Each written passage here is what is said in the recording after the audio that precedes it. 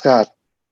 स्रष्टासँग सृजनाको आवाजको अर्को श्रृङ्खलामा हामीसँगै रहनुभएका सम्पन्न साहित्यिक साङ्गीतिक शुभचिन्तक मनहरूमा हार्दिक नमस्कार। सधैँ चाहिँ मलाई प्रविधिमा साथ दिनुहुने भिआइटी नेपाल.com का सञ्चालक मित्र शैलेश पोखरेल र यो सुन्दर पलको समायोजन गरिदिनुहुने आदरणीय स्रष्टा शीतल कादम्बनीजीपट्टि म हार्दिक आभार व्यक्त गर्न चाहन्छु। अमेरिकाको यो प्रातःकालीन र नेपालको रात्रिकालीन समयको यो बसाइमा अहिले हामी अर्को साहित्यिक संवादमा छौँ। आज हामीसँग सुप्रसिद्ध साहित्यकार डाक्टर रजनी ढकाल हुनुहुन्छ। पेसाले उहाँ प्राध्यापक हुनुहुन्छ भने उहाँले थुप्रै सृजनात्मक कृतिहरू निकाल्नु भएको छ। पत्रै पत्र, सहलेखन, उपन्यास 2068, हत्केलामा असार उमारेर निबन्ध सङ्ग्रह 2064, हृदयका गीतहरू गीत सङ्ग्रह 2067, रङ्गहरूमा जिन्दगी कविता सङ्ग्रह 2069, लयको खोजीमा अर्को निबन्ध सङ्ग्रह 2074 उहाँका सृजनात्मक कृति हुनु भने उहाँले अनुसन्धानत्मक तथा समालोचनात्मक कृतिहरू पनि थुप्रै निकाल्नु भएको छ। समकालीन नेपाली कथामा वैचारिकता 2077, देवकोटाको निबन्धमा निजात्मक 2075, बधु शिक्षा विश्लेषण र मूल्याङ्कन 2072, नेपाली नारी उपन्यासमा अलैङ्गिकता 2072, विश्वनारी नेपाली साहित्य परम्परा र प्रवृत्ति सहलेखन 2071, नेपाली महिला लेखन प्रवृत्ति र योगदान सहलेखन 2071, प्रायोगिक समालोचना अनेक रूप 2070, निबन्धहरूमा मन्जुल 2058 र केही नेपाली समालोचनाहरू 2058 छन् भने उहाँले धेरै साहित्यिक पत्रिकाहरू पनि सम्पादन गर्नुभएको छ। नेपाली साहित्यको विकास विस्तारमा उहाँको अनवरत योगदान हुँदै आइरहेको छ। मृदभाषी, मिलनसाल, कोमल, हँसिलो तथा अविचलित तथा अथक भाषा साहित्यको यात्री भन्न रुचाउँछु साहित्यकार डाक्टर रजनी ढकाललाई म व्यवसायमा हार्दिक स्वागत गर्न चाहन्छु। नमस्कार, यहाँलाई स्वागत छ। नमस्कार, धन्यवाद भूपेन्द्र महज्यू र सम्पूर्ण श्रोता दर्शकहरूलाई पनि मेरो नमस्कार। आराम हुनुहुन्छ नि? दिनचर्या कसरी बितिरहेको छ आजभोलि? ठिक छु। अब दिनचर्या त अहिले अब अलिक लामो पेन्डामिक पछि, लकडाउन पछि अब नर्मल भइरहेछ जीवन हैन। हुन त विश्वमा फेरि पनि अर्को चरण भेरिएन्ट आएको छ भन्ने हल्ला सुनिया छ, तर नेपालमा चाहिँ त्यसले त्यति प्रभाव पारिसकेको छैन। अहिले विश्वविद्यालयका कक्षाहरू सुचारू छन्, मेरो नियमित कामहरू पनि सुचारू छन्। लेख्ने, पढ्ने, पढाउने, म विश्वविद्यालयमा पढाउँछु, त्यसले गर्दाखेरि नियमित रूपमा विश्वविद्यालय जाने आउने त्यो चलि नै रहेको छ। त्यो जीवनको अहिले कर्मको लय फर्किएको छ हजुर, लयको खोजीमा भनेर मैले निबन्ध लेखेको थिएँ। यस्तै लयको खोजी नै हो, जीवनको यात्रा सधैँ लयको खोजी नै हो हैन। अनि अहिले लयमा नै छ, तर अलिकति त्रास पनि छ। त्यति सजिलो होला जस्तो पनि लागिरहेको छैन, अलिकति डरलाग्दो पनि छ। अब मास्क लगाउने, सेनिटाइजर लगाउने, अलि आफै सुरक्षित भएर यात्रा गर्ने र आफ्नो कामहरू गर्ने, यसरी दैनिकी चाहिँ अलिक फरक तरिकाले चाहिँ नियमित भइरहेको छ। हजुर, पक्कै पनि। हजुर, अलिकति म यहाँको पृष्ठभूमितिर प्रवेश गर्न खोजेँ।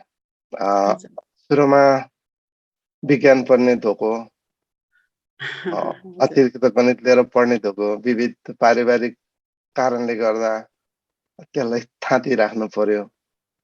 अलिकति उच्च शिक्षाको हिसाबमा जाँदा अर्थशास्त्र पढ्न रुचि भएको, त्यो पनि पुरा नभएर नेपाली विषय गरेर अहिले एउटा नेपाली भाषा समृद्धिको लागि, विकासको लागि, विस्तारको लागि अनवरत रूपमा सेवारत हुनुहुन्छ। कहिलेकाहीँ यसो फर्केर हेर्दा देखेको होइन लेखेको हुन्छ जस्तो लाग्दैन कि कस्तो लाग्छ? अलिकति मैले तपाईँको यो जीवनसँग जोडेको कुरालाई, तपाईँको हजुर पढाइको, तपाईँको रुचिकै कुरालाई जोडेर अलिकति प्रसङ्ग खुट्याएँ मैले। हजुर कस्तो लाग्छ? धन्यवाद धन्यवाद भूपेन्द्रजी, कस्तो एकदम विगतमा पुर्याइदिनु भयो। म आफै अचम्ममा परेँ, तपाईँले मेरो बारेमा यति सूचना लिनुभएको रहेछ, पढ्नु भएको रहेछ भनेर। यसको लागि पनि यहाँप्रति आभार व्यक्त गर्छु। वास्तवमा लेखेको भनेर त कर्म नगरी केही पनि प्राप्त चाहिँ हुँदैन होइन, कर्म त सधैँ गर्नै पर्छ।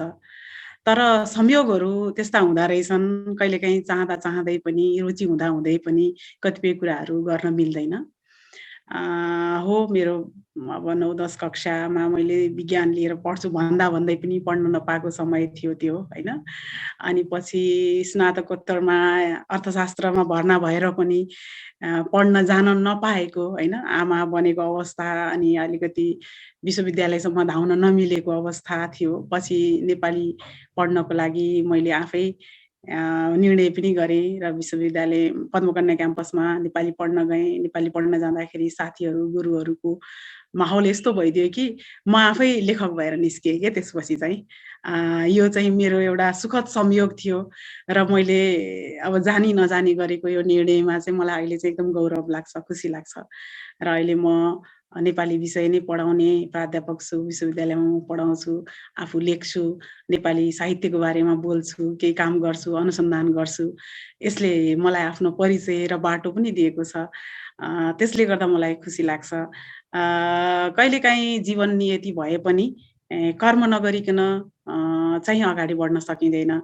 मैले जुन बाटो रोजेँ त्यो बाटोमा सायद मेरा अग्रजहरू, साथीभाइहरू को हौसला, प्रेरणाले गर्दा म त्यो बाटोमा निरन्तर छु। त्यसले गर्दाखेरि म अगाडि बढिरहेको होला भन्ने लाग्छ। धन्यवाद। हजुर, पद्मकन्या कलेजमा पढ्नुभयो विद्यार्थी भएर र पछि त्यहीँ पढाउन थाल्नुभयो प्राध्यापक भएर। तपाईँ पढ्दाखेरि, नेपाली विषयमा पढ्दाखेरि तपाईँको गुरुहरू जसले तपाईँलाई एक किसिमको सहजता, ऊर्जा थपिदिनु भयो। तपाईँले प्राय नाम लिने शिवगोपाल रिसाल, प्राज्ञराज वशिष्ठ, रमेश भट्टराई होइन, मानेरा गिरी, शारदा पाठक जस्ता शिक्षकहरूको तपाईँले नाम लिनुहुन्छ। उहाँको तपाईँलाई प्रेरणा छ। तपाईँको प्रेरणा लिएर तपाईँको विद्यार्थीहरू तपाईँको पच्चामा हिँडेको चाहिँ कतिको भेट्नु भएको छ? छन् विद्यार्थीहरू एकदम। म वास्तवमा शिक्षणमा चाहिँ 2046 सालदेखि नै छु। म आइए पढ्दादेखि नै म पढाउन थालेको हुँ। त्यसले गर्दा मलाई सधैँ विद्यार्थीहरूको बिचमा एकदम मजा लाग्छ के, रमाइलो लाग्छ।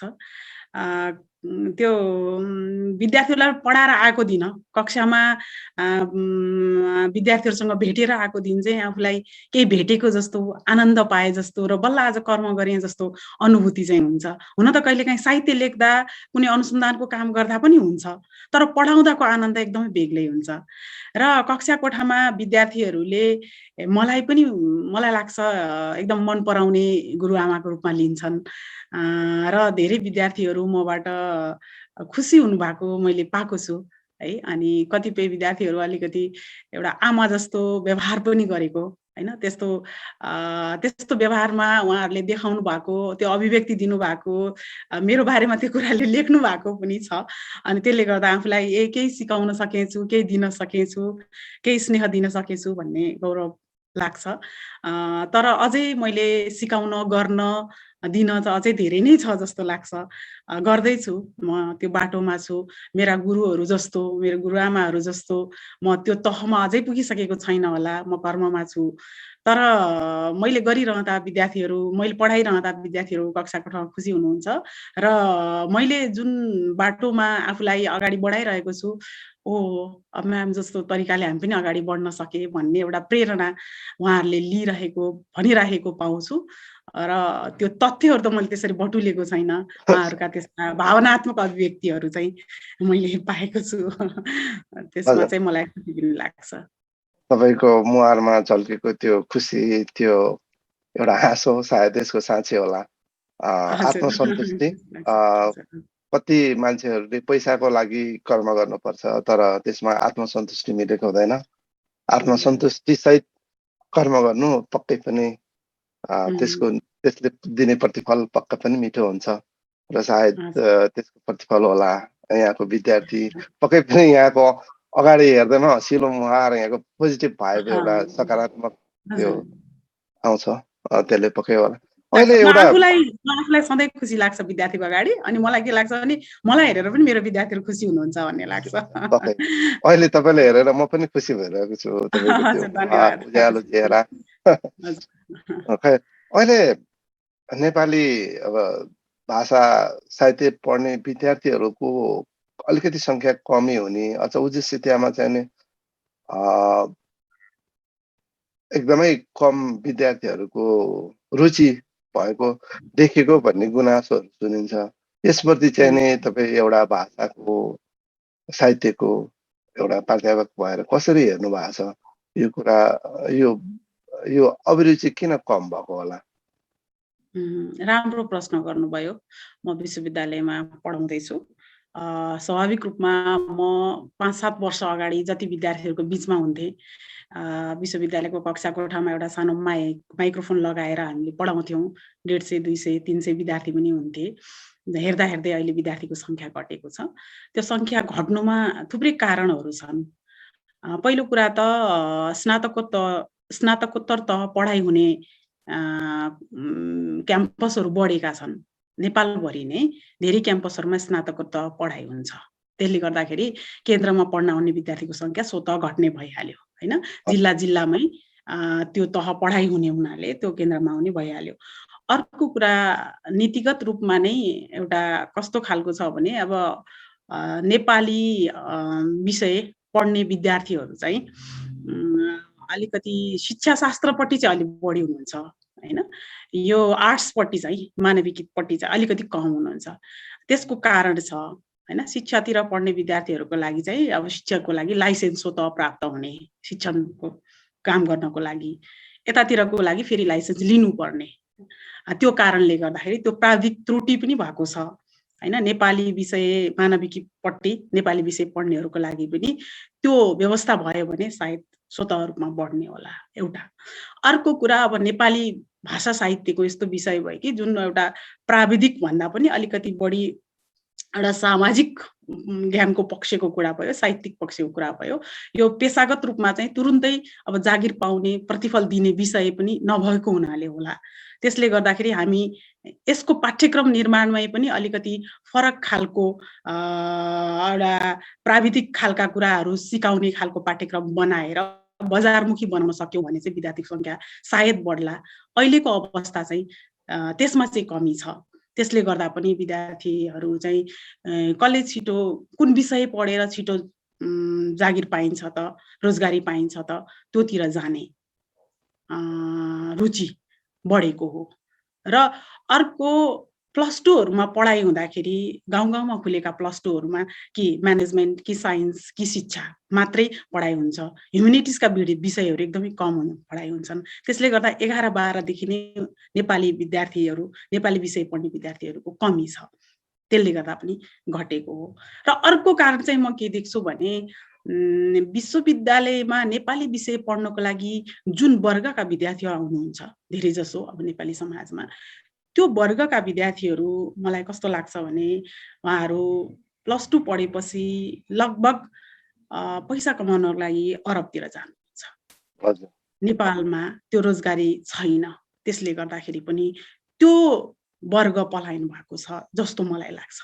यी विविध कारणले गर्दाखेरि घटेको हो।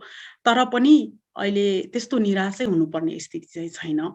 अब स्नातकोत्तर तहमा नेपाली विषय पढ्नको लागि स्नातक तहमा अरू विषय पढेकाहरूले पनि स्वतः नेपाली विषय पढ्न पाउने एउटा व्यवस्था गरिसकेपछि पढ्नलाई अलिकति इन्ट्री हुन सजिलो हुने त्यो अवस्था चाहिँ आएको छ र अलिकति केही विद्यार्थीको सङ्ख्यामा सुधार चाहिँ भएको छ। आशा गरौँ पछि बढ्दै जालान् हैन। यो नेपाली भाषा साहित्य भन्ने कुरा त हामी नेपालीको लागि सधैँ एउटा रहनुपर्ने विषय हो, हामी पढ्नुपर्ने विषय हो, हामी जहाँ जाँदा पनि बाँच्ने विषय हो, हाम्रो परिचयको कुरा हो हैन। हैन मलाई जहिले पनि यो भाषा साहित्य के हो भन्ने कुरा बुझाउनको लागि एउटा बालकृष्ण समको मुकुन्द इन्दिरामा रूपनारायणले बोलेको एउटा संवाद याद आउँछ के, भाषा हो सभ्यता हाम्रो सारा उदय उन्नति जित वैभव भाषामै बाँच्दछन् पछि सम्मति भनेर रूपनारायणले भन्नुभएको छ। वास्तवमा यो हाम्रो वैभवलाई चिनाउने विषय भाषा हो। नेपाली भाषालाई हामी बिर्सेर कहीँ जान सक्दैनौँ, जुनले हामीले सिक्छौँ, पढ्छौँ र यसका विद्यार्थीहरू पक्कै पनि बढ्नुहुन्छ भन्ने मलाई लाग्छ। एउटा यो आम चिन्ताको विषय, अनि तपाईँ त्यसकै एउटा साँची भएको भएर मैले यो प्रश्न सान्दर्भिक होला भनेर उठाएँ। नेपाल त्रिवीको नेपाली केन्द्रीय विभागमा कार्यरत हुनुहुन्छ यहाँ। एकता नेपाली श्रृङ्खला 1 देखि 8 कक्षासम्मको पाठ्य पुस्तकमा पनि यहाँको संलग्नता रहेको छ। लामो समय प्राध्यापनको अनुभव भन्नु भइहाल्यो। 46 सालदेखि मैले स्कुलमा पढाएँ। स्कुल नर्सरीदेखि पिएचडीसम्मको विद्यार्थी तपाईँले पढाइसक्नु भएको छ र त्यो अनुभूति छ। यो चाहिँ नि नेपाली विषय अलिकति नेपाली विषय चाहिँ नि हेको दृष्टिकोणमा पुगेको, सरकारी स्कुलमा बाहेक निजी स्कुलमा अलिकति पहुँच र प्रभाव भएको जान्ने, त्यसमा चाहिँ नि अङ्ग्रेजी माध्यमबाट पढाउने, नेपाली चाहिँ नि परीक्षा उत्तीर्ण गर्नको लागि मात्रै जस्तो हिसाबमा लिएको पनि भेटिएको छ। देश विकास हुनको लागि आफ्नो आत्मगौरव, यहाँले अघि नै भर्खरै एउटा उदाहरण पनि रूपनारायण श्रेष्ठले भन्नुभयो होइन, आफ्नो आत्मगौरव, आफ्नो पहिचान चिनाउने कुरा। यो हाम्रो भाषालाई उपेक्षित चाहिँ नि किन गरेको होला? यसपट्टि चाहिँ नि यहाँ यो एउटा गम्भीर विषय पनि जस्तो लाग्छ। अझ नेपाल टेलिभिजनकै हामीले श्रृङ्खलालाई हेर्ने हो भने पनि नेपाली भाषालाई बिगारेको, विध्वंस गरेको भेटिन्छ। त्यो पनि यहाँको साँच्ची पक्कै हुनु होला। यहाँलाई चिमोड्दैन त्यो कुराहरूले? यसलाई चाहिँ कसरी लिनु भएको छ? हजुर, धन्यवाद प्रश्नको लागि। भाषा अब एउटा जिउँदो भाषा निरन्तर परिवर्तनशील हुन्छ, यो कुरा हामीले सधैँ स्वीकार गर्नुपर्छ है। नेपाली भाषा आजभन्दा 100 वर्ष अगाडि जस्तो रूपमा बोलिन्थ्यो अहिले त्यस्तो रूपमा बोलिँदैन। हामी त्यसको निरन्तर रूपमा हुने परिवर्तनलाई सहज रूपमा हामीले स्वीकार गरिरहेका छौँ, गर्दैछौँ। एउटा जिउँदो भाषाले अरू भाषाका शब्दहरूलाई पनि लिन्छ होइन, र आफ्नो रूपमा विकसित हुँदै जान्छ। र अहिले नेपाली भाषा सबैले बिगारेको हो, बिग्रिएको हो नै चाहिँ म भन्दिनँ होइन।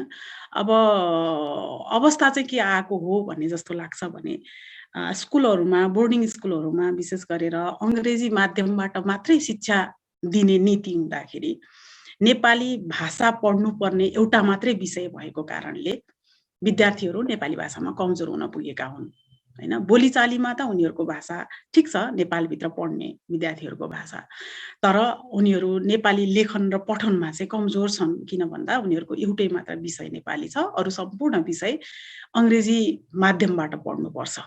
त्यसले गर्दा उनीहरूलाई कमजोर बनेका हुन् र त्यसले गर्दाखेरि पास गर्नको लागि कसरी पास हुने भन्ने चिन्ता बोर्डिङ स्कुलका विद्यार्थीहरूलाई हुन्छ। र अलिकति नेपाली भाषाको संरचना पनि अलिकति त्यस्तै छ, त्यति सजिलो छैन, अङ्ग्रेजी जस्तो सजिलो छैन, यो लिपि पनि सजिलो छैन होइन, वर्णविन्यासहरू पनि सजिला छैनन्। त्यसले गर्दाखेरि अलिकति चुनौती त छ नै होइन। सिक्ने मान्छेले, सिकाउने मान्छेले मेहनत गर्नुपर्छ, त्यो हो। र अब हामीले नेपाली माध्यमबाटै यदि पढाउने हो भने त नेपाली भाषामा कमजोरी हुँदैन थियो होला। हामी सामुदायिक विद्यालय पढेर आएकाहरू हामीहरू भनौँ न, हामीले त गाउँमा नेपाली माध्यमबाटै सबै कुरा पढेर आयौँ नि त। त्यसले गर्दाखेरि हामीमा जुन नेपाली भाषाको लागि बुझाइमा, लेखाइमा त्यो कमजोरी छैन। र आजको पुस्तामा किन छ भन्दा हाम्रो शिक्षा नीतिकै कारणले त्यस्तो भएको हो। अब यसलाई बदल्नलाई त हामी अब पूर्ण रूपमा बदल्न त अब सकिरहेका छैनौँ, किनभने अङ्ग्रेजी भाषाले नै विश्वलाई गाँजेको छ होइन। जहाँ चाहिँ जाँदा अङ्ग्रेजी नै चाहिन्छ, अन्तर्राष्ट्रिय भाषा छ, जहाँ चाहिँ जाँदा अङ्ग्रेजी भाषा नै चाहिन्छ। हामीलाई पनि कहिलेकाहीँ अङ्ग्रेजी भाषाको कमीले गर्दाखेरि कतिपय कुराहरू अझै पनि बुझ्न असहज भएको अवस्था छ। हामीले अझ बढी मेहनत गर्नुपर्छ होइन कतिपय कुराहरू बुझ्नको लागि। त्यसले गर्दाखेरि त्यो अवस्था आएको चाहिँ हो। अब नेपाली भाषालाई सिधै उपेक्षा गरिएको चाहिँ होइन होइन, त्यो एउटा अवस्था त्यस्तो परेको मात्रै हो। हो, किनभने कहिलेकाहीँ जस्तो चाहिँ नेपाली नेपाली पनि पढ्ने विषय हो र भन्ने जस्तो कुरा पनि आउँछ। त्यो हो त्यही नआउने त होइन, होइन? त्यो नआउने होइन। तर मलाई चाहिँ त्यस्तो कहिले पनि लागेन। म आफ्नो नेपाली भाषा पढेर, नेपाली साहित्य पढेर म आफू बाँचेको छु। मैले यत्रो पेसा गरेको छु। मैले यत्रो एउटा आफूलाई संसारभरि चिनाएको छु। मैले कर्म गर्ने सक्षम भएको छु भने यो कसरी नराम्रो विषय भयो? यो कसरी हीन विषय भयो भन्ने उल्टै प्रश्न आउँछ मेरो मनमा। मलाई कहिले पनि यो हीन विषय हो भन्ने लाग्दैन।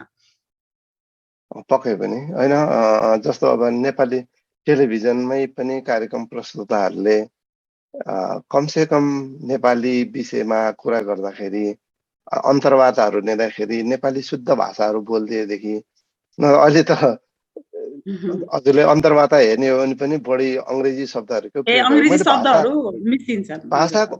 भाषाको कुनै पनि भाषा सिक्नु जान्नुपर्छ त्यो आफ्नो ठाउँमा छ सबै भाषाको उच्च सम्मान गर्नुपर्छ जान अङ्ग्रेजी भाषा त अन्तर्राष्ट्रिय भाषा भयो जान्नै पर्छ तर कमसे कम नेपाली कार्यक्रममा नेपाली नै भाषा बोल्यो भने अझ त्यसको प्रभाव अझ बढ्थ्यो नेपाली भाषाप्रति अलिकति झुकाव अझ बढ्थ्यो कि जस्तो एउटा लागेर यो नेपालीले चाहिँ अलिकति उपेक्षा नै गरेको जस्तो हो कि जस्तो लागेर मैले यो प्रश्न यहाँ उठान सायद त्यो गरेको। उपेक्षा होइन, अब बोल्दै जाने क्रममा सिकेका भाषाहरूमा मान्छेहरूले त्यो प्रयोग गर्छन्, सहज रूपमा आउँछ र सकेसम्म सचेत चाहिँ हुनुपर्ने हो होइन। नेपाली शब्द आफ्नो शब्द भण्डारमा हुँदाहुँदै होइन त्यो शब्द चयन गर्नलाई उहाँहरूले सचेत हुनुपर्ने हो। त्यो सचेतता अपनाइदियो भने राम्रो हुन्थ्यो, मेरो पनि सुझाव थियो। मैले यहाँको पेसासँग जोडेर अलिकति लामै कुरा गरेछु अब म साहित्यिक पाटोतिर फर्किन्छु त्योभन्दा अगाडि एउटा रचनाको लागि मैले यहाँलाई अनुरोध गरेँ त्यसपछि अब हामी साहित्यिक संवादतिर जान्छौँ। हुन्छ, हस्, धन्यवाद यहाँलाई। म एउटा कविता मेरो छोरा अमेरिकामा छ अनि उसैलाई सम्झेर मैले एउटा कविता लेखेको थिएँ 5-7 वर्ष पहिला हो जस्तो लाग्छ। म त्यही कविता सुनाउँछु सबभन्दा पहिला चाहिँ। पहिलो प्रहर, मेरो जेठो छोरा हो। कविताको शीर्षक हो पहिलो प्रहर। औँसीका रातमा टिमटिमाएका ताराहरू साक्षी छन्। सूर्योदय भन्दा उज्यालो तिम्रो मुहार मेरो वात्सल्यको आँचलमा उसै गरी सकसकाए थियो जसरी जुनबाट मुना मुनामा टप्किन्छ मुलायम शीत। जसरी बिहानी हावाले सरसराएर छोइदिन्छ सम्पूर्ण बस्ती। मेरो मातृत्वको पहिलो प्रहर तिमीसँगै उदाएको हो अनि आफैबाट जुरुमुराएर उठ्ने जीवनको सुन्दर बिहान। तिमीसँगै टुसाउन थालेका हुन् जीवनका सपनाहरू र सपनासँगै नाच्ने असीम खुसीहरू। म हुनुको फरक अस्तित्व तिमी थियौ त्यतिखेर र यतिखेर पनि। आफैलाई पूर्ण पारेकी अन्नपूर्णसरी आफ्नै मनको फेवामा तरङ्गित हुँदै जीवन गीत गाउने रहरलाग्दा दिनहरू मेरै खुसीसँग सापटी मागेर झुल्किएको महसुस गरिरहेछु। आज पनि ओथारो बसेको हरेक रात बिहानीको पहिलो प्रहर मेरै जस्तो सन्तानको उज्यालो अनुहार हेरिरहन्छ र दङदास हुन्छ। मेरै मातृत्वको पहिलो प्रहर जस्तै मनको आँगनमा सहस्र उज्यालो पोखेर हो उसलाई विश्वास छ मेरै जस्तो जीवन उज्यालोको दिग्विजयमा अवश्य सफल हुनेछ आफ्नो सन्तान। धन्यवाद। यो यहाँको छोराप्रति समर्पित कविता निकै गहन थियो यसको लागि धेरै धेरै धन्यवाद। एकछिन म कमेन्ट कक्षतिर प्रवेश गरेँ। मिना सामुले हाम्रो दी भन्नुभएको छ। एकता पौडेल प्रतिभा प्राउड अफ यु डाक्टर रजनीजी भन्नुभएको छ। हाम्रो कवि देवकी अभिलाषी जोडिनु भएको छ। नमस्ते सम्पूर्णमा सुन्दैछु भन्नुभएको छ। अर्का कवि हरि बास्ताकोटीले नमन हाम्रो सम्मान छ भन्नुभएको छ। अर्का सर्जक दिल परिसागरले सोमुना दर्शन भूपेन्दा एवं रजनीजी म मोरङबाट हेर्दै सुन्दैछु भन्नुभएको छ। हाम्रो संस्था शीतल कादम्बिनीज्यूले अत्यन्तै सुन्दर भन्नुभएको छ। भवानी खतिवडाजीले नमस्ते मेम, म सुनिरहेछु भन्नुभएको छ। लभ यु डियर रजनी बहिनी भनेर शीतल कादम्बीज्यूले थप्नु भएको छ। भवानी खतिवडाले नेपाली भाषा माथिको अतिक्रमण रोक्ने उपाय चाहिँ के होला मेम भनेर प्रश्न सोध्नु भएको छ। गीतकार कवि राखी राखी जोडिनु भएको छ। नमस्कार, सुन्दैछु भन्नुभएको छ। हाम्रो आदरणीय गुरु गोविन्द विनोदी पनि जोडिनु भएको छ। सुन्दैछु है मैले पनि भन्नुभएको छ। भवानी खतिवडाले सुललित कविता भन्नुभएको छ। यहाँको कवितालाई राखी राखीले पनि मिठो भन्नुभएको छ। दृष्टिले आहा म्याम भन्नुभएको छ। कविता प्रतिको यो टिप्पणी अलिकति हजुरलाई सुन्नेहरू को यो कमेन्ट मैले पढेँ।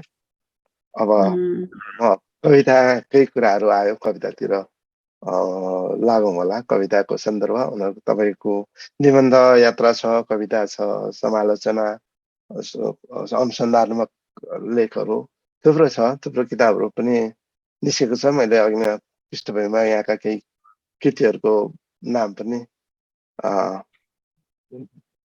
नामहरू लेखेको पुस्तकहरूको बारेमा अलिकति बताएको थिएँ। खास हुन त अब यो परिभाषामा बाँध्न कठिन विधा हो। कविता के हो भनेर सोध्यो भने पक्कै पनि यसको उत्तर नहोला।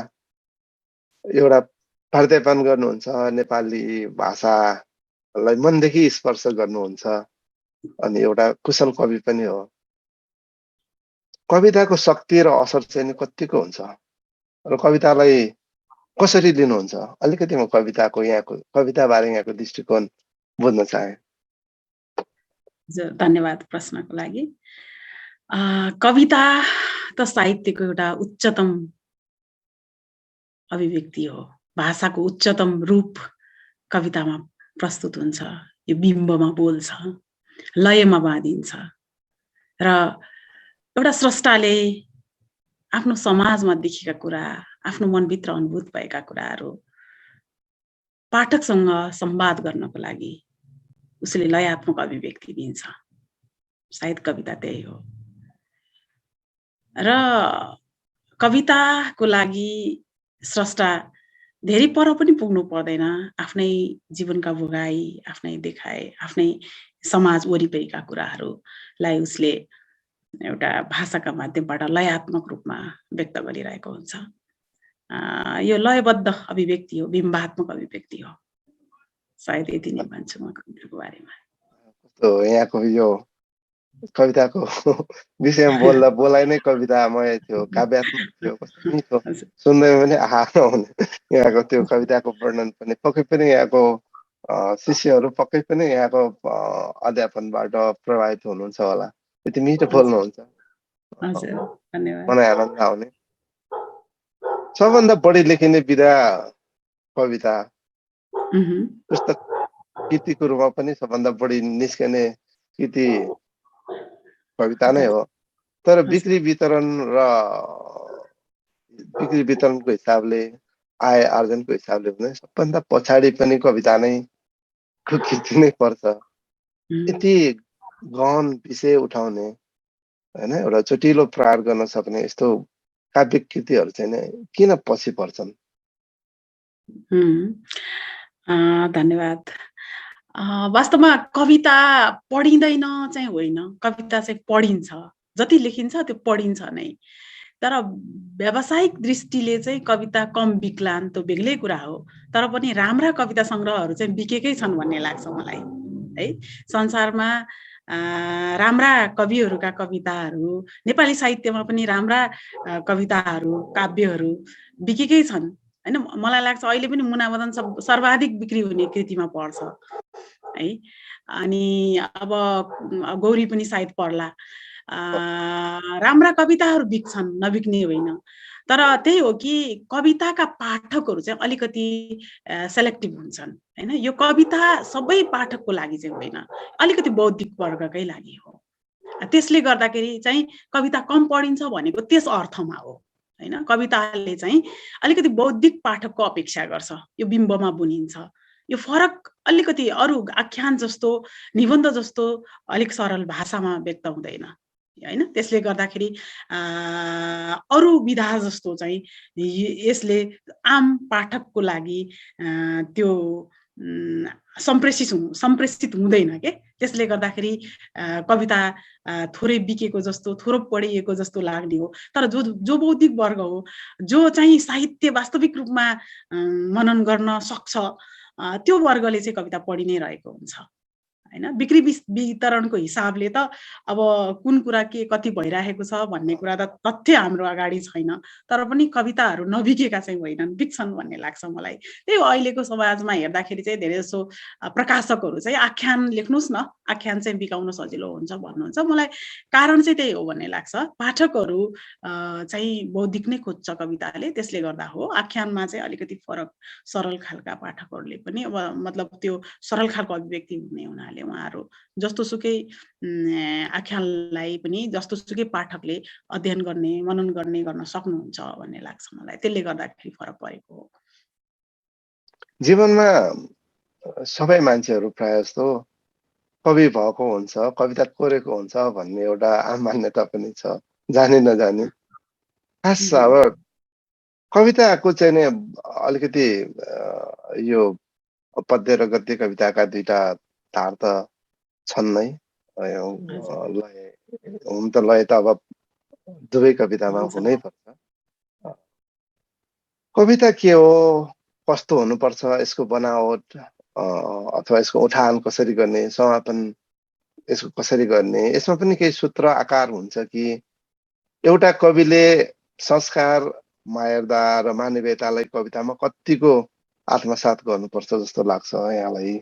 किनभने यहाँ एउटा साहित्यिक व्यक्तित्व यहाँले चाहिँ नि विद्यार्थीहरूलाई पनि गर्नु भएन त हामी पनि यहाँको विद्यार्थीकै रूपमा यो जिज्ञासा उठायो भने कस्तो पर्ला? प्रश्नको लागि हजुरलाई धन्यवाद। तर अब मैले यहाँहरू जुन तपाईँ प्रश्न गर्दै हुनुहुन्छ र यहाँ जति श्रोताहरूले सुनिराख्नु भएको छ, उहाँहरूले मभन्दा धेरै विज्ञ र कवितामा, साहित्यमा धेरै कलम चलाउनु भएका व्यक्तित्वहरू हुनुहुन्छ। उहाँहरूलाई बुझाउने एउटा धृष्टता त सायद म गर्दिनँ होला। तर पनि मलाई कविता कस्तो हुनुपर्छ भन्ने मेरो आफ्नो धारणा चाहिँ म यहाँ व्यक्त गर्छु।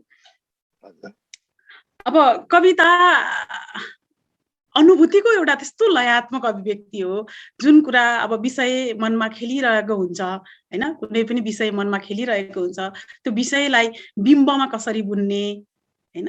कसरी लयमा बाँध्ने, यो कुरा चाहिँ एउटा स्रष्टाले जहिले पनि सम्झिनु पर्ने हुन्छ।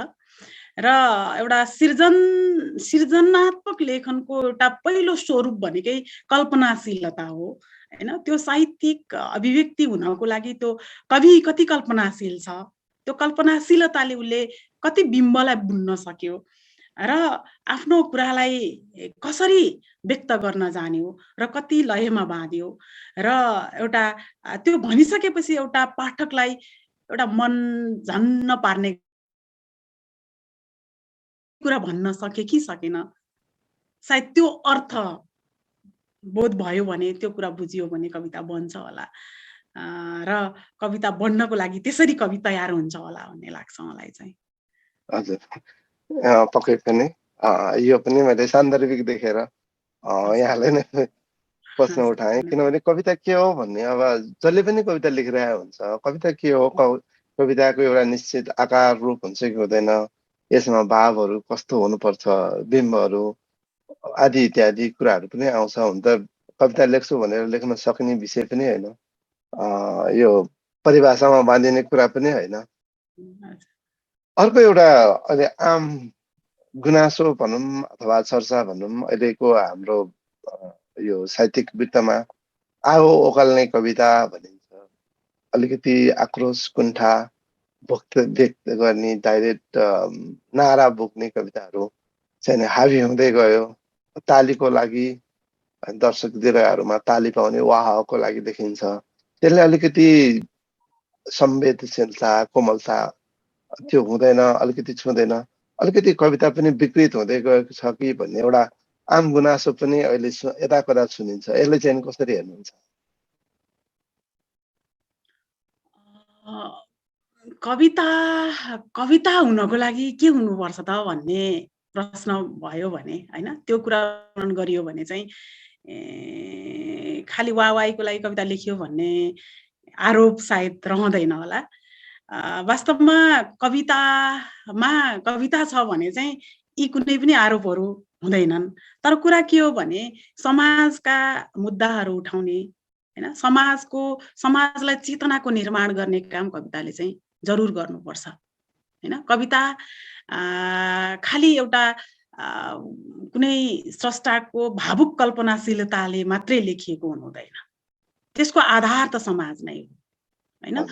एउटा सर्जक कतिसम्म सफल छ भन्ने कुरा उसले कतिसम्म समाजको जिम्मेवारी बोध गरेको छ भन्ने कुराले पनि फरक पार्छ भन्ने लाग्छ मलाई हैन। समाजका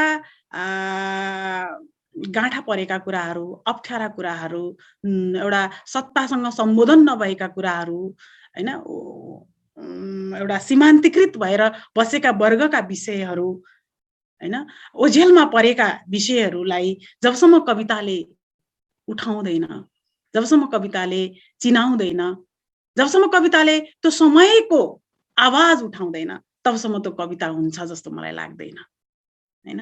त्यसैले समयको सम्बोधन हुनुपर्छ।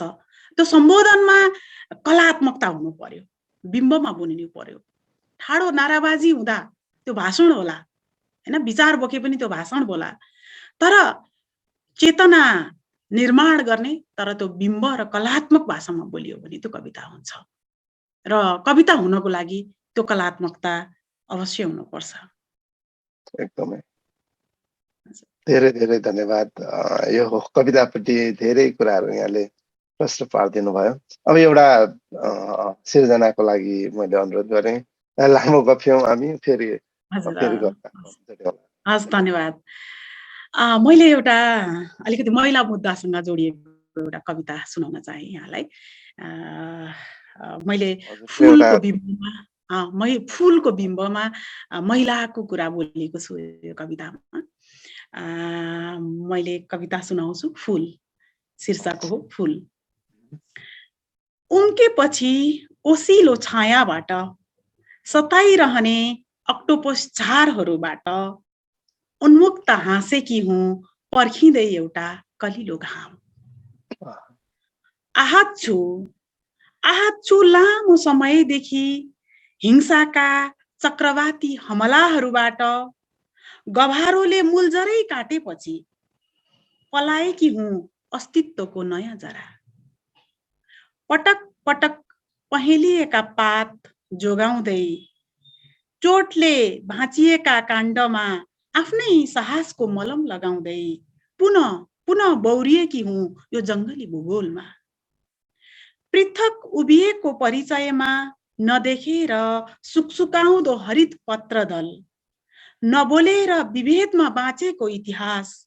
पितृ सत्ताका आँखाहरूले सुन्दरताको एकाङ्गी अर्थमा सीमित हुँदै दरफराउँदो शरीर र गाँठा परेका हाँगाहरू लगाउन सक्छन् अनेक आरोप। वास्ता छैन मलाई कसैको उपेक्षा अनि प्रशंसामा पनि। मात्र गौरव छ मेरै बचाइसँग, सङ्घर्षले भरिएका सङ्घातहरूसँग, स्नेहिल समयका हातसँग, जसले सिकाए एउटा पहिचानको पाठ। सगरबाट पग्लेको अहम हरदम रुझाइरहन्छ र पखालिरहन्छ जराले भेटेको माटोको माया। घाम र जुनको रङ बोकेका झरीका जलकणलाई स्वीकार्दै उपहारमा, अनि आफ्नै गर्वको सौन्दर्य पोतेर मुहारमा फक्रिदिन्छु परिवेशभरि। बाँच्नुको गौरव बाँच्नेलाई मात्र थाहा हुन्छ। विशेषाधिकार पाएकाहरूमा सहानुभूति छर्दै फेरि हाँसिरहेछु आज। उम्केपछि ओसिलो छायाबाट सताइरहने अक्टोपस झारहरूबाट उन्मुक्त हाँसेकी हुँ फैलाउँदै नयाँ समयको इतिहास। धन्यवाद। कति मिठो कविता, कस्तो राम्रो बिम्बहरू प्रयोग गर्नुभयो, कति आनन्द, सुन्दा पनि मन आनन्द हुने। यसको लागि धेरै धेरै धन्यवाद। अब कविताबाट म हजुरको अर्को यात्रा निबन्धतिर पुगेँ है त। खास साहित्यमा निबन्ध अलिकति साहित्यको अन्य विधा भन्दा निबन्ध अलिकति पछि परेको भन्ने जस्तो पनि देखिन्छ। हजुर। निबन्धकारहरूको निबन्ध अँ, लेख्ने निबन्ध भन्दा कथा आख्यानतिर नै बढी कलमहरू हुँ, चलाएको भेटिन्छ। हजुर। खास निबन्ध निबन्ध लेख्न नजान्ने निबन्ध नबुझ्नेहरूलाई निबन्ध लेख्नलाई अभिप्रेरित गराउनु पर्यो भने निबन्ध के हो, निबन्धको सुवास के हो, अलिकति निबन्धबारे भनिदिनु न, ताकि म जस्तो मान्छेहरू पर बसेर नेपाली साहित्यलाई निहालिरहेको मान्छेले पनि निबन्ध लेख्न सकुन्। धन्यवाद। एकदम मिठो मिलाएर प्रश्न गर्नुभयो। एकदम रमाइलो लाग्यो। मिठो प्रश्न। निबन्ध लेख्न त सबभन्दा सजिलो लाग्छ मलाई चाहिँ। एकदम मजा लाग्छ। देवकोटाले भनेको छ नि, निबन्ध टेबल गफ हो। यो साथीहरूसँग गर्ने कुराकानी हो। साथीभाइलाई आफ्नो कुरा समझदारीपूर्वक सुनाउने कुरा हो, सुनाउने तरिका हो, उहुँ, हैन? त्यसो भनेका छन्। मलाई पनि त्यस्तै लाग्छ। वास्तवमा अरू विधा जस्तो अ, अनुशासनमा खास बाँधिनु नपर्ने, हैन? तर आफ्नो लागेका कुराहरू, मनमा लागेका कुराहरू, कुनै विषयप्रति आफ्नो मनमा लागेका कुराहरू, आफ्ना ज्ञानका कुराहरू, अनेक सन्दर्भहरू जोडेर आख्यान जस्तो बनाएर भन्दा पनि हुने, कविता जस्तो बिम्बमा बुन्दा पनि हुने, पात्रको एउटा ढाँचामा ढालेर कुनै कुरा बोल्दा पनि हुने र संवादको माध्यमबाट प्रस्तुत गर्दा पनि हुने। सायद सबै खाले विधाको समावेशी रूप पनि भएको, तर कुनै पनि बन्धन पनि नभएको। सबैभन्दा आफ्नो अभिव्यक्तिको लागि सबभन्दा सजिलो विधा निबन्ध हो भन्ने लाग्छ मलाई। तर यति हुँदाहुँदै पनि एउटा विषयप्रतिको एउटा अ, उम्, निरन्तरको एउटा प्रवाहशीलता, त्यो विषयमा कुनै पनि विचारप्रति हैन, विषयप्रति जुन अभिव्यक्ति दिइन्छ, त्यसको निरन्तरको प्रवाहशीलता, एउटा लयात्मक अनुच्छेदका गठनहरू सुन्दर रूपमा हुँदै अगाडि बढ्न सकियो भने त्यो निबन्ध बनिहाल्छ। अ, निबन्ध लेख्नको लागि त्यस्तो खालको ठुलो अभ्यास, तालिम पनि चाहिँदैन। तर त्यही हो कि कुन विषयमा लेख्ने, त्यो विषयमा थोरै ज्ञान, हैन? त्यो विषय का बारेमा आफ्नो केही अनुभव, आफ्नो पनि अभिव्यक्ति दिँदै, आत्माभिव्यक्ति दिँदै, आफ्नो व्यक्तित्वलाई पनि त्यहाँ व्यक्त गर्ने गरी, हैन? आत्मपरिचय हो क्या निबन्ध भनेको एउटा स्रष्टाको। त्यसमाले आफ्नो व्यक्तित्व पनि त्यहाँ झल्किने गरी उसले त्यो विषयप्रतिको ज्ञान व्यक्त गर्छ। त्यो नै निबन्ध हो। हजुर, निबन्ध धेरै धन्यवाद। कुनै बन्धनमा नरहेको तर अत्यन्त सुन्दर विधा लाग्छ मलाई।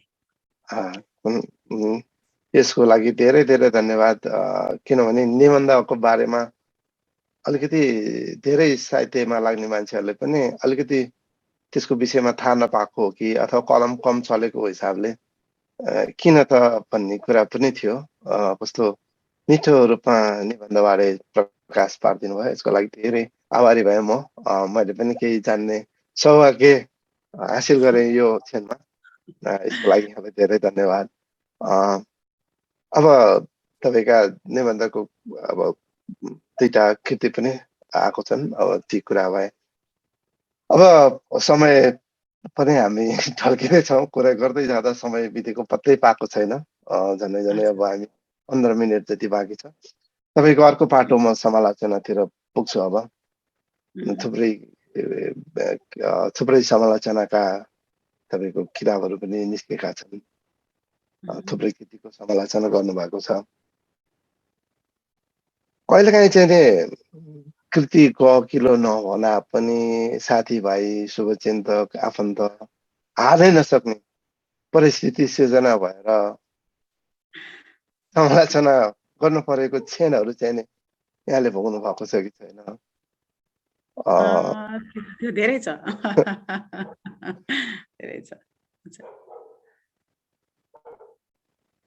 कृति लेखे अलिकति सरी, म अलिकति अहिले अकमकै मेरो अलिकति भयो।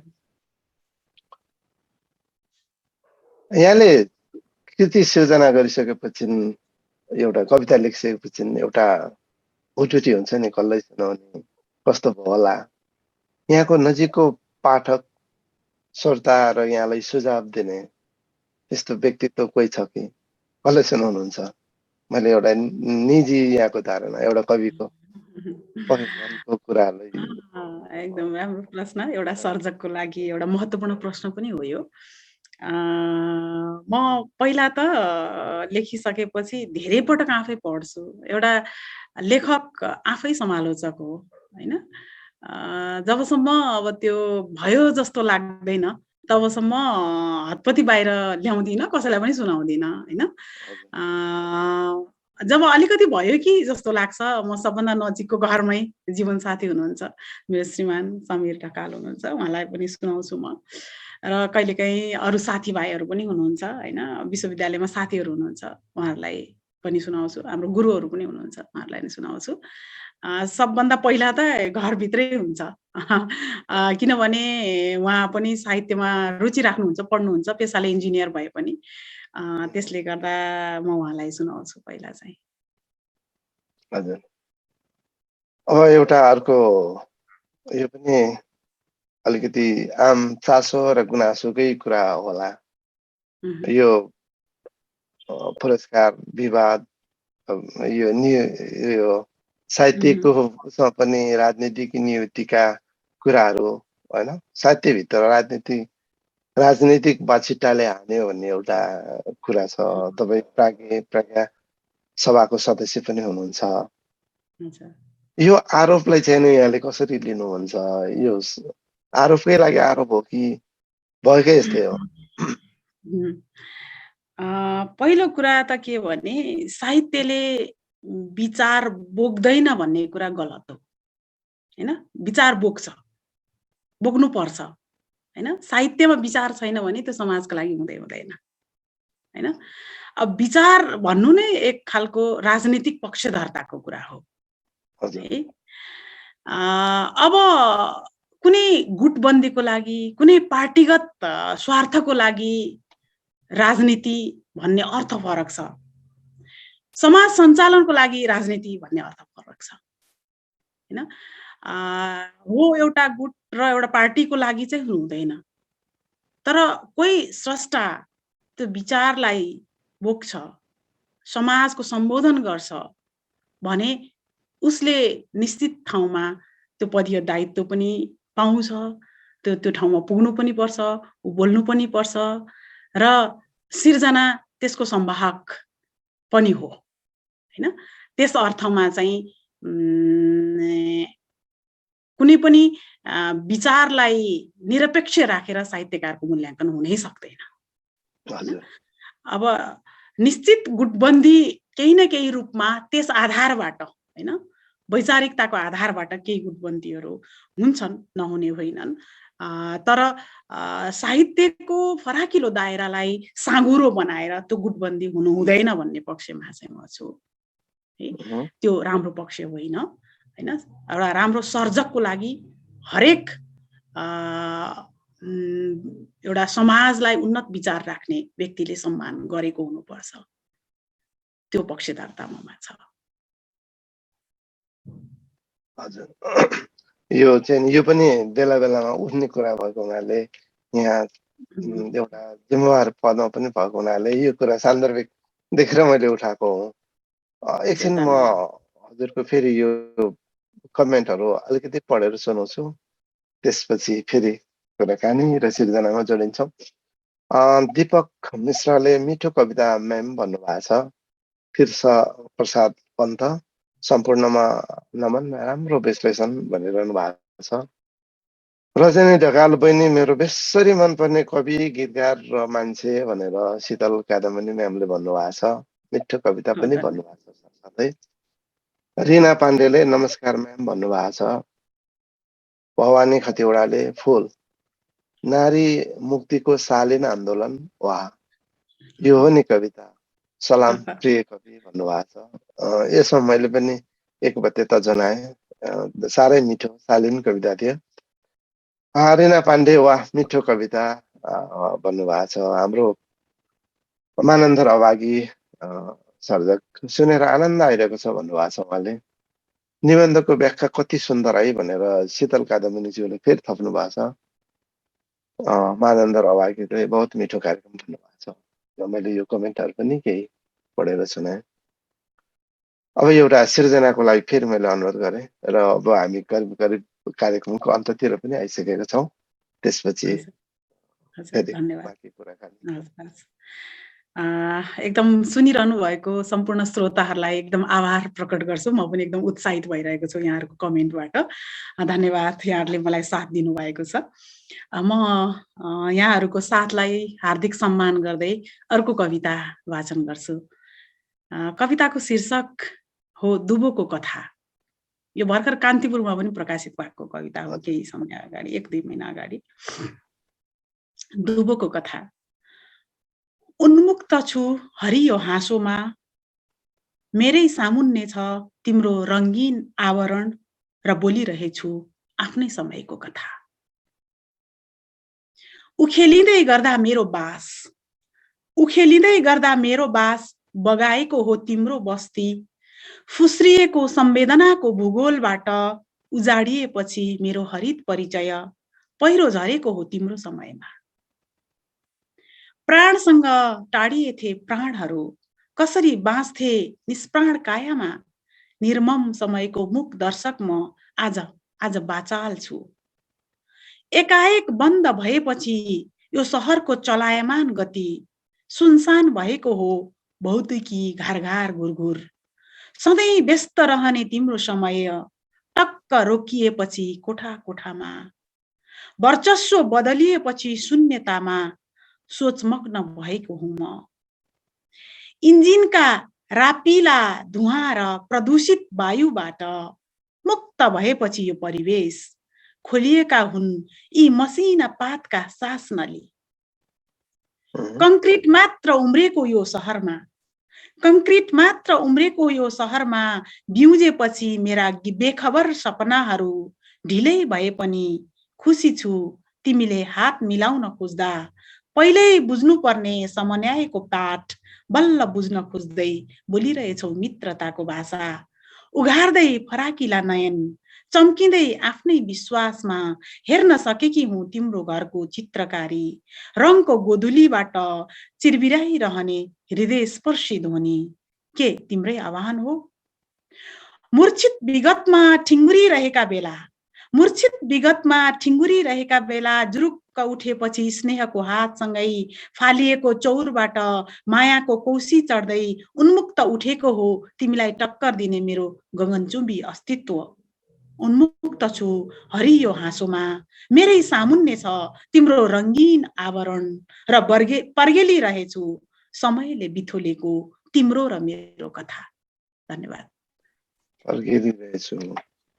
धन्यवाद। मैले थोरै यो कविताको पृष्ठभूमि भन्नु पर्थ्यो, भनिन, म थोरै भनिहाल्छु। यो कविता मैले कति बेला लेखेकी हुँ भने, चौरमा फालिएको दुबोलाई मैले गमलामा राखेँ। त्यो दुबो यति सुन्दरसँग फैलियो हैन, अनि त्यो दुबो फैलिएपछि मैले एउटा फोटो खिचेँ। त्यो दुबो यति माथि माथि ठडिएको थियो र पृष्ठभूमिमा एउटा रङ्गीन घर थियो। अनि त्यो दुबोको एउटा अस्तित्वले हैन, मैले पर्यावरणीय एउटा पाटोलाई सम्झिएर र महिलाको अस्तित्वसँग पनि जोड्दै यो कवितालाई निर्माण गरेकी थिएँ त्यतिखेर। त्यो फोटो खिचिसकेपछि चाहिँ मलाई त्यो एउटा प्रेरणा आएको थियो कविता लेख्न। त्यही भएर त यो कविता जीवन्त छ, कति मिठो छ। कविता होस् त यस्तै बिम्बहरू, यस्तै कोमलता, सुकोमल सुन्दा मनमा पनि आनन्द आउने होस्। उखेलिँदै गर्दा मेरो बास उजाडेको हो तिम्रो बस्ती। यसलाई उदाहरणभित्र राखेर भवानी खतिवडाले धरतीको आह्वान, प्रकृतिको आवाज, मस्तिष्क तरङ्गित तुलाउने सबल कविता भन्नुभएको छ। धन्यवाद। साँच्चै सबल सक्षम कविता थियो यो, एकदमै मिठो लाग्यो। यहाँलाई धेरै धेरै धन्यवाद। अब अलिकति तपाईँको एउटा कविताको अंश मैले कतै सुनेको थिएँ र त्यो वाचन गरेर त्यसैसँग जोडेर एउटा प्रश्न उठाउन खोज्छु। पर्दाभित्र आइएनजिओ र एनजिओको बुई चढेर डलरको पर्दा बाहिर राष्ट्रियताको ढ्वाङ फुकेर उपहास गरिरहेछ सभ्यताको वर्तमान। मैले कतै सुनेको थिएँ यो कविता। कति चुटिलो व्यङ्ग छ यसमा। अहिले हाम्रो जन्मदिवस मनाउँदाखेरि गणेशको दर्शन गर्ने, टीका लाउने, बत्ती बाल्ने परम्परा हाम्रो। तर अहिले बर्थडे केक काट्ने, फुकेर केक निभाउने प्रचलन। सानो बेलामा हामीले गबाट गणेश भनेर पढ्थ्यौँ। एउटा संस्कृति धर्मपट्टि आस्था जोगाउने कुरा हुन्थ्यो। अब गबाट गोमला आएको छ। अलिकति त्यसले मासेको जस्तो पनि प्रत्याभूति हुन्छ। यो कविता यस्तैमा लक्षित थियो। के हो यो कविताले बोल्न खोजेको कुरा कस्तो थियो? अलिकति म तपाईँकै कवितापट्टि तपाईँको कविताको भाव मेरो रङहरूमा जिन्दगी गीत कविता सङ्ग्रहको एउटा वर्तमान भन्ने कविता अन्तर्गतको कविताको टुक्रा सुनाउनु भयो तपाईँले।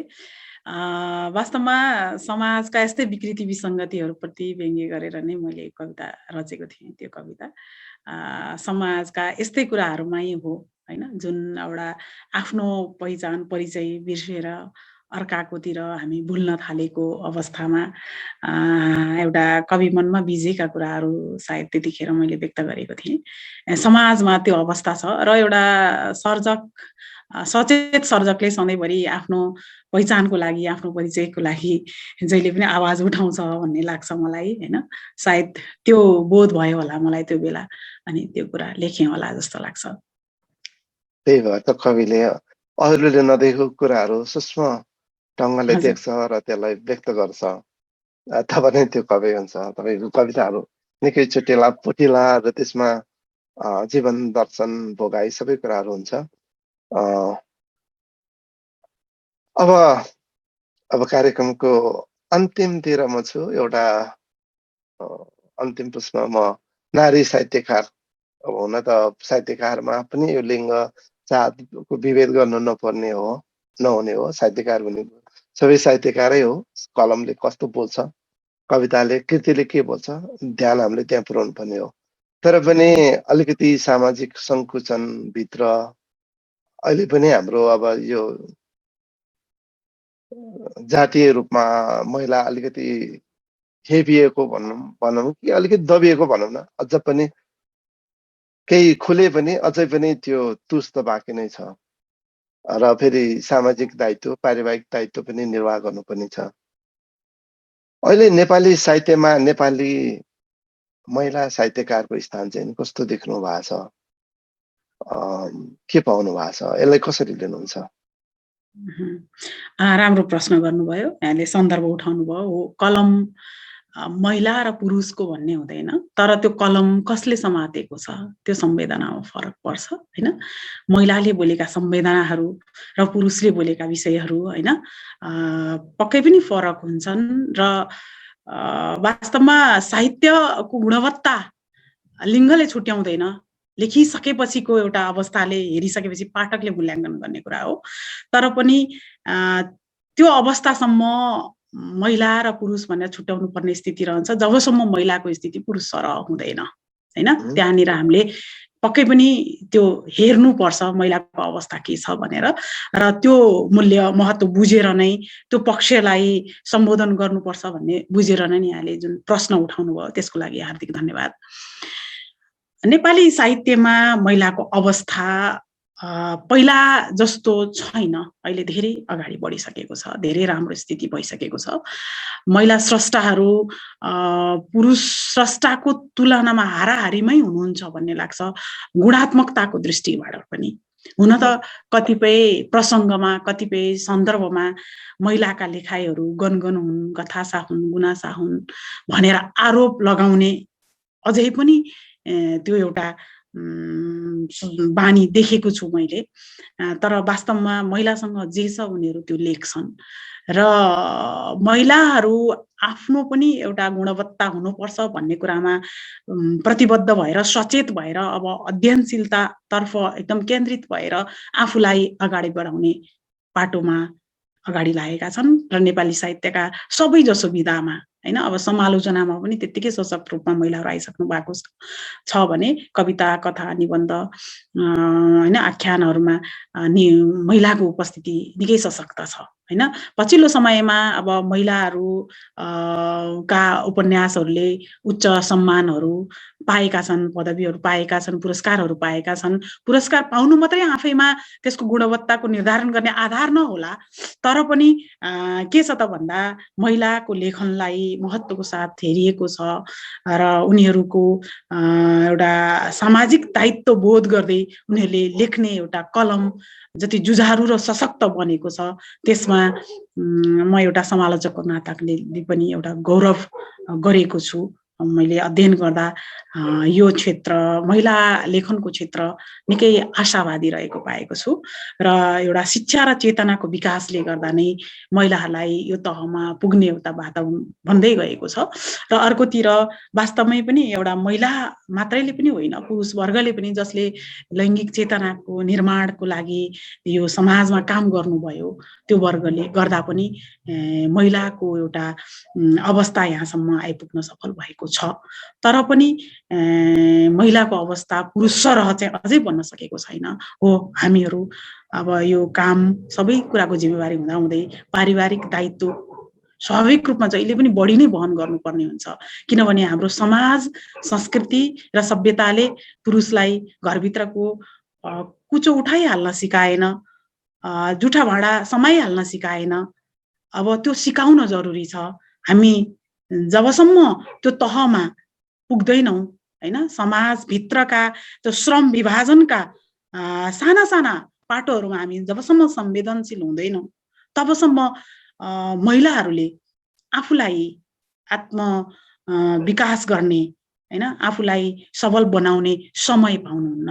त्यसका लागि हामी सबै समाजका सबै मान्छेहरू हैन, घरभित्रको कामदेखि लिएर बाहिरसम्म हैन र महिलालाई जिम्मेवारी दिने बाहिरी विषयहरूसम्म एकदमै संवेदनशील भएर सोच्नुपर्छ र त्यसलाई व्यवहारमा लागू गर्नुपर्छ। तब मात्रै यो समानता आउन सक्छ। तर पनि अहिलेको अवस्था चाहिँ महिला लेखनमा निकै सुन्दर छ, आशावादी छ, सफल छ।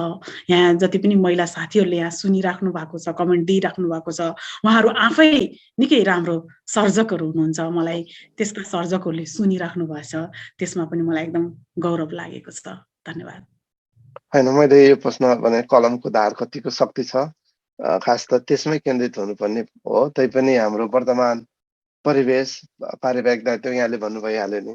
अझ भन्ने हो भने नारीलाई, श्रीमतीलाई एउटा श्रीमानले सघायो भने जोइटिङ्रे भन्ने एउटा परम्परा अझै पनि छ। त्यसले गर्दा पनि यी कुराहरू हट्दैछ, अब आउँदैन, हट्दैछ, हट्नु पनि पर्छ। हजुर, अलिकति म फेरि यो प्रतिक्रियाको लागि अलिकति पढेँ अनि त्यसपछि हामी छुट्यौँला। तुलसी स्पन्दन, बाँच्नुको अर्थ केवल बाँच्नेलाई मात्रै थाहा हुन्छ, मेरै लागि लेखेको जस्तो सुन्दर कविता भन्नुभएको छ। र ऐनाको त्यही दुबो फुलको प्रेममा लेखेको कवितालाई मैले चाहिँ दुबो कविताबारे नपस्टाउँदै कविता बुझेछु भनेर भवानी खतिवडाले भन्नुभएको छ। मित्र लामाले वाओ साह्रै आनन्दित भएँ, सुपर भन्नुभएको छ। बिको लामा हाम्रो संस्थाजी, उहाँ पनि म पनि सुन्दैछु भन्नुहुन्छ। अर्को सशक्त कवि, मलाई साह्रै मनपर्ने कवि माया मितु, उहाँ पनि जोडिनु भएको छ। नारी, प्रकृति र पर्यावरणमा आधारित उत्कृष्ट कविता दुबो भन्नुभएको छ। र उहाँले भन्नुभएको छ महिला र पुरुष लेखनमा हुन्न भन्ने लाग्छ भन्नुभएको छ। त्यो कुरा त हामीले सुरुमा पनि कुरा गऱ्यौँ। उच्च कोटिको स्रष्टा भनेर मित्र लामाले भन्नुभएको छ। बिको लामाले वास्तविक सन्दर्भ भन्नुभएको छ। प्रशिक्षित हुने अवसर मिल्यो, त्यसको लागि आयोजक र रजनी मेम दुवैलाई साधुवाद, आभार, शुभरात्रि भनेर भवानी खतिवडाले थप्नु भएको छ। अञ्चल तिवारीले वाउ भेरी नाइस आन्टी भन्नुभएको छ। निकै शक्तिशाली कवि भनेर हाम्रो स्रष्टाज्यू शीतल कादम्बनज्यूले भन्नुभएको छ। सुन्दर कविता भनेर मानन्दर अभागीज्यूले पनि प्रतिक्रिया जनाउनु भएको छ। यहाँ आएका केही टिप्पणीहरू कविताप्रति, यहाँको भनाइ, यहाँको बोलाइपट्टि यो मैले सुने। अब यो सुन्दर यहाँको साथको लागि फेरि पनि म आभारी भएँ। अन्तमा जाँदा जाँदै अब केही भन्नु छ भने कृपया यहाँलाई सुन्ने यहाँको शुभचिन्तक दर्शक श्रोतालाई केही भनौँ, त्यसपछि हामी कार्यक्रमबाट पिट मार्छौँ। हजुर, हस्, धन्यवाद। यहाँले एकदम सम्झिनुभयो, त्यसको लागि पनि धन्यवाद। कति मिनेट समय छ नत्र म एउटा कविता नै केही छैन, हुन्छ हुन्छ, कविता नै एउटा सुनाएर। जीवन गीत मैले सुनाउन मन लागेको एउटा कविता, जीवन गीत है। हजुर। गुनगुनाउँदै जीवन गीत आफ्नै समयको धुनसँग, गुनगुनाउँदै जीवन गीत आफ्नै समयको धुनसँग सङ्गीतबद्ध छन् लयहीन आरोपका आवाजहरू। बरफ जमेको शिशिरको समय जस्तो चिसो मनलाई पगालेर तृप्ति लिने सान्निध्यको तृष्णाले पटक पटक भौतारिए पनि बारम्बार रोपिएका बाँडलाई उखेल्दै फाल्दै गरेको आहत स्मृतिले उप्काउँछन् खाटा परेका दीर्घ चोटहरू। असारे आलीमा बज्रेको कोदालीको प्रहार जस्तो आरोपको महायात्राले खन्दा खन्दै कुदेको जीवनको लय अति सुमधुर लागिरहेछ आफैमा बजेको आत्मविश्वासी धुन। बानी लागेको छ पीडामा लगाउने बलम जस्तै भोगाईको जीवन्त यात्रामा यी आरोपहरूको, र त बनिरहेछन् अर्थपूर्ण गाथाहरू, नभए यी कथाहरू, नभए यी अर्घेल्याइहरू, नभए यी अनन्त भुक्तमानहरू कसरी कोरिदिनु मैले आगामी पिँढीलाई आफ्नो अस्तित्वको महाचित्र। आज हिँड्दा हिँड्दै तिनै डोबहरू खोजेर सापट्टि माग्दै जुनको किरण खोजी खोजी रोपिदिनु छ ती आरोपी सङ्गीन हृदयहरूमा, र सँगाल्नु छ तिनैबाट खसेको मोलायम शीत, अनि पखाल्नु छ जडताले जरो गाडेको यो समाजको अहमलाई। गजब मिठो कविता, धेरै धेरै धन्यवाद। अब हामी कार्यक्रमबाट छुटिन्छौँ। केही भन्नु छ भने कृपया। सबै स्रष्टाहरूलाई एउटा जीवनको एउटा यो यात्रा, अब सबैको जीवन आरोपहीन हुँदैन, चोटहीन हुँदैन, चोटपूर्ण हुन्छ। त्यो चोटपूर्ण भए पनि, आरोपमा रहे पनि, सङ्घर्ष र पीडामा भए पनि यी कथाहरू जीवनका सम्पत्ति हुन्, धन हुन्।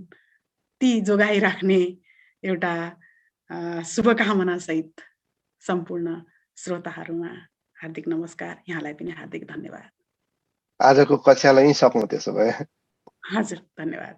हस्, धन्यवाद। यहाँको साथ र सद्भावको लागि धेरै धेरै धन्यवाद। नमस्कार। नमस्कार।